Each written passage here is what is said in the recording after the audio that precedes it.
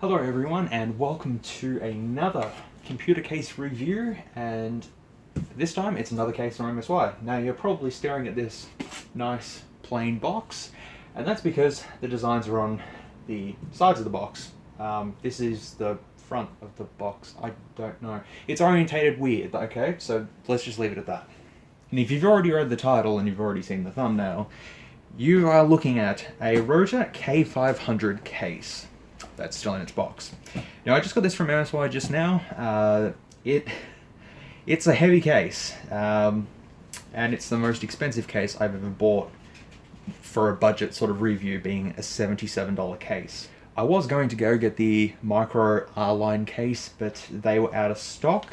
And I also had a conversation with one of the guys that worked at MSY, Christopher, according to the invoice, who was quite interested in seeing these reviews. So if you do happen to see this, thank you for selling me the case. So anyways, let's start. Now you've probably already read the tech specs by now, and well, see here, this is the stencil of the case. Once again, I usually splice a picture of what it shows on MSY's website, so there you go. Tech specs: support mini ATX, micro ATX, and an ATX board. So we've got another full ATX case, if you haven't noticed. Support 2 HDD or SSD, USB 3 front panel, full-size tempered glass. Now this is tempered glass. The Micro Hero was just acrylic. This is tempered glass. Accordingly, we'll see. Support ATX power supply, front 3 times 120mm fans included, and a rear 120mm fan included. So we're getting 4 fans again, but we're paying a little bit more because it's tempered glass. Let's keep moving on. And on the other side of the box, we have a barcode, K500 Rota. I'm actually going to fix that. I feel much better now. Anyway, moving on. Rota K500, no RSU. Pretty sure that means no PSU, but no RSU. The color is black, quantity is 1, net weight is 11.5 kilograms. So to put that in perspective, that's almost 4 Shoal Micro Hero cases in one box. This was a bit of a pain to carry on public transport, but I managed. The case size is 590 by 560 by 287 millimeters. And of course, our goods come with guarantees, blah, blah, blah, blah, from Supermem. Now, that's interesting. It says Supermem on here. That's obviously their MSY's supplier, I would say. But talking to the guy from MSY, he confirmed that this case is in fact just another Shaw case with a different name. And I'm going to show you. Can you see the similarities between both boxes? That's the Micro Hero Rota K500. Same font, same black line, same stencil of the case. We're dealing with a new name called Rota, which is still Shaw, but it's Rota. Like, I wrote a message on the side of the box if you didn't see it. Alright.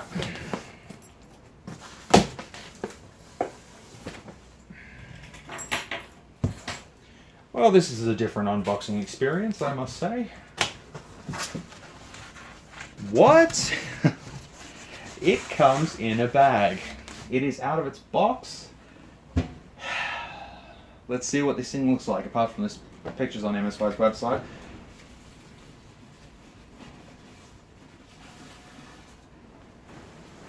What in tempered glass heaven is this? Let's just gaze over this computer case while I've still got all the plastic on and not smudging anything. This is a tempered glass case.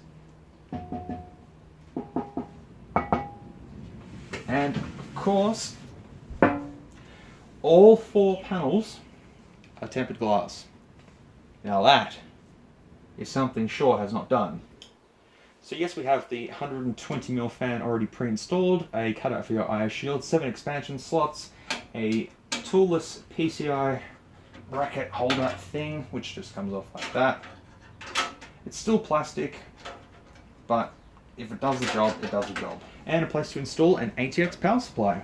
On the bottom of the case, we have 4 rubber feet, which will reduce any vibrations, a dust filter for your power supply, just a cheap mesh thing, but better than nothing. And all panels are secured with these thumb screws, which should be fairly easy to take off and put back on. So once I take all the plastic off, you'll see what it looks like. On the front, there's two USB 3 ports, one USB 2 port, headphone and microphone jack, power button and reset button. Now this area feels a little cheap, a little plasticky. There's also a very nifty brushed sort of aluminium texture on the plastic, so that might help to its aesthetic a little bit. So already I'm looking forward to seeing the innards of this case. It's looking quite good. So let's go ahead and remove all the thumb screws and let's dig into the case. And the thumb screws are made of metal, so that is good. And once you take the tempered glass panels off, you'll see that there's actually 4 little rubber dampeners that they just go straight over the little mounts, because the tempered glass actually has little holes in them. So then when you put the panel back on the case, it actually stays in place, unlike the Shure Micro Hero where it just sort of screws on wherever. This actually, it actually has these little bits, and I'm quite surprised. So yeah, let's continue. Alright, now with all the tempered glass removed, we are now down to the bare bones of the case. Now, beforehand it was actually quite heavy because of the glass. Now it's quite light. It's not as heavy as I would have, not as solid as I would have liked, but considering, I would still say that it's got a bit of flex to it, but it's not that bad. And I must say, it looks pretty good already. So let's continue on having a look at it, and yeah. The front, you can see, is the brushed aluminium texture to it, which gives it a nice look. And you can see the 320mm fans that are pre-installed. Now these are the same exact fans that came with the Shure Micro Hero and the ECO MK3. One small little thing I have noticed is that this panel isn't quite straight. Like if you can see that, it's not quite as flush as it should be, whereas that side is quite flush. That one isn't. Hopefully by taking it off and putting it back on we'll fix it, but we'll see. So what we're seeing here is a bit of a Franken case already. With this panel removed, you can see the 3 120mm fans are just installed onto here via some screws. That means you should be able to install a radiator. It looks like you can install a 240 here, no problems. Here is a spot where you would install 2 5¼ drive bays. However, obviously you can't due to this. I'm thinking you will probably likely have to cut this part away here if you plan to install a 360mm rad in this. With this how it's sort of situated, I don't think it will work. It's a nice little piece to just take off. You can clean them and then just pop it straight back on. And inside of the case, we have all black cables. Thank you. The motherboard tray supports up to an ATX board. However, there are some extra holes here, which might suggest that at one point this may have supported eATX, but I'm not too sure about that. So CPU cutout, plenty of cutouts for cable management, no rubber grommets on them, but that's not much of a problem. So we have 2 SSD mounts here, and these are metallic brackets held in by screws, so that's going to be really easy for SSD installation. Some ventilation for your power supply, and there's 2 removable hard drive trays, which you can install both an SSD or a 3.5-inch hard drive if you wanted to. And they just easily slide back in. No problems. Leading to the front of the case, we see that there's actually a lot of clearance between the front, sort of like the Shure Micro Hero. There's a lot of clearance if you were to install a radiator. Yeah, so I'd say there's about 50mm of clearance right there. So if you are planning to install a radiator, you shouldn't have any problems installing one here. I'm not too sure with the 360, as I said, due to that little piece that's just about here. I'm not sure if that's going to get in the way. Behind the motherboard tray, we can see all the cable tie downs, so cable management is not a problem. The motherboard tray is also recessed, so you should be able to fit all your cables behind here and still put the tempered glass panel on, no problems, because that actually comes out quite a little bit. So you shouldn't have any issues with that. Just a bag of accessories, comes with screws and some cable ties, the usual stuff. And here's the place to install your power supply. There's actually 4 rubber mounts that would be good for reducing any vibrations inside the case once you have your power supply installed. However, looking at this space here, with the hard drive cage in place here, it might make it a little bit difficult to install power supplies that are a little bit longer. So at this stage we're looking at, look, it goes to 200 mils for a power supply, considering 120, and then you've got cables that you've got to manage. There might not be enough space to install a decent sized power supply if you're planning to install a 1000 watt or something like that. I very much doubt you're going to install a 1000 watt power supply in here anyways. There's also just some indications here that you can install 2 SSDs on the side of the motherboard tray, which is extremely helpful. So at this point we can see that it has 4 places to install SSDs, or 2.5-inch drives, and 2 places for 3.5-inch drives. So let's move on.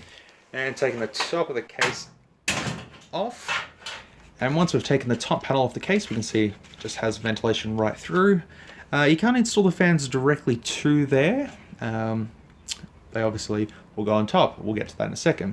You can kind of see the construction where you can see the hot glue is holding on the LEDs. Hey, it's not that bad. And there's the USB 3, which is right there, and USB 2 and 3 are on one PCB. I don't know why they just don't have both USB 3s on the one PCB. I don't know. Now, there's always been an issue with most of these cases, is that I have a feeling that you can't install radiators at the top. This one, I'm hoping you can. So let's see. So putting an 120mm fan there, and then putting another 120mm fan underneath it to sort of imitate having a radiator there, I can definitely say a 240mm radiator can fit at the top of this case.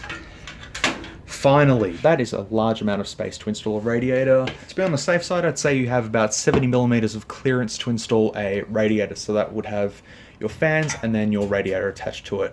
So absolutely amazing, and you should have no problems mounting one there. So we finally have a case that can install a 240mm right at the top. Very happy.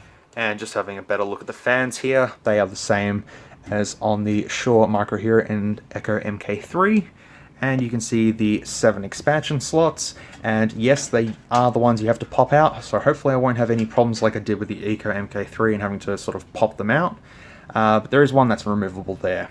And for anyone wondering, it's 370-380mm of clearance for a graphics card, no problem. So it's about 160mm for a standard cooler as well, so that's not too bad. So far, I haven't seen any major flaws in this case as of yet, except for that plastic panel, which I think that was easily fixed by just snapping that back on. I'm going to be putting a build into this, as always, to demonstrate the full look of the case.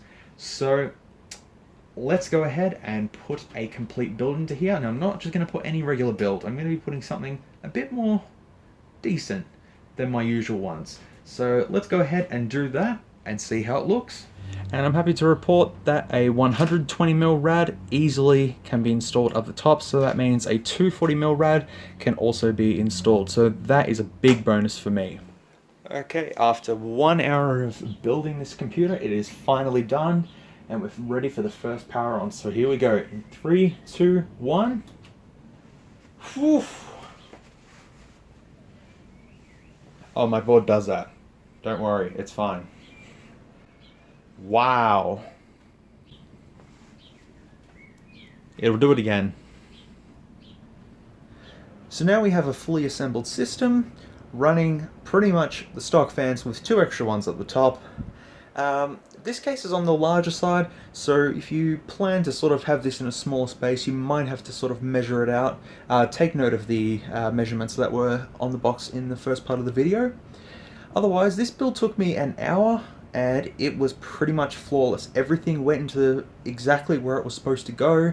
There was no sharp bits, there was no issues, everything just fit nicely, and the tempered glass is absolutely beautiful. For the price, it is just amazing. I'm looking at price lists of cases that are full tempered glass, and you're going to be paying anywhere from sort of $150 upwards for a full tempered glass case. This case has 2 side panels that are tempered glass, and both the front panel and the top panel are both glass, giving an all-around great appealing look. It might be a bit over the top for some people's tastes, however, for me, I actually do like this. It's like the Shure Micro Hero, except it's pretty much the bigger brother of it. Considering that we now get an upgrade to glass, We get an upgrade to ATX. Still have the same fans and everything. It looks much better. So I've housed my i7 920 system in it with dual GTX 295s for old school fun, and it looks like it's running pretty good in there. Cable management was not a problem at all. I was able to manage all the cables behind the motherboard tray quite easily. There was enough tie downs there for everything.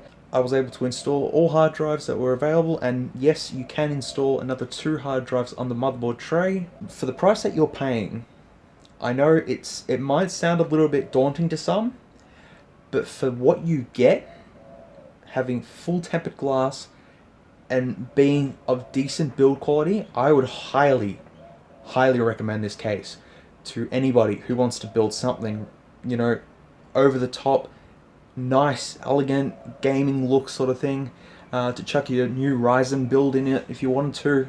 For the price point, this is the most expensive case from Shure that I've reviewed to this date. I know it says Rota, but it actually is Shure.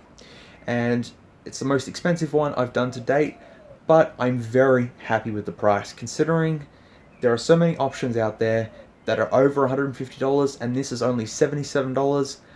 I can see a clear winner here. This case comes at a budget price under $100, and it looks like a case that does cost $150 plus. I have no flaws with this case. Look, the only thing I can really say is that if you're planning to put a big power supply in there, you might have a little problem with clearance. So I'm very glad that I picked this case up today and reviewed it. It's come out looking very good, much better than the OCAU MK3 that I reviewed recently.